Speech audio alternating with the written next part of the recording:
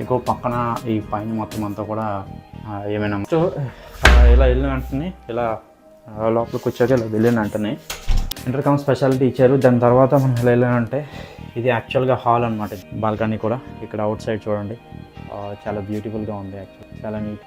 Next నేను ఇంకోనంటే next ఈ స్ట్రైట్గా మనకి వెళ్తే ఇది పక్కన ఇది కిచెన్ అనమాట.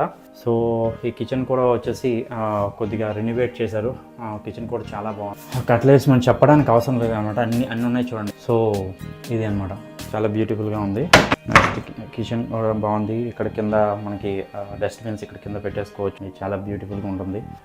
నెక్స్ట్ వచ్చేసి ఇది మైక్రో ఓవెన్ పెట్టారు. ఇక్కడ కెటిల్ కూడా ఇచ్చారు. ఇక మనకి డైనింగ్ టేబుల్, బాత్ అనమాట. నేను చూపిస్తాను, అది కూడా చూపిస్తాను మీకు బాత్రూమ్ ఎలా ఉంది. నెక్స్ట్ ఇంకో బెడ్రూమ్కి వెళ్తున్నాను.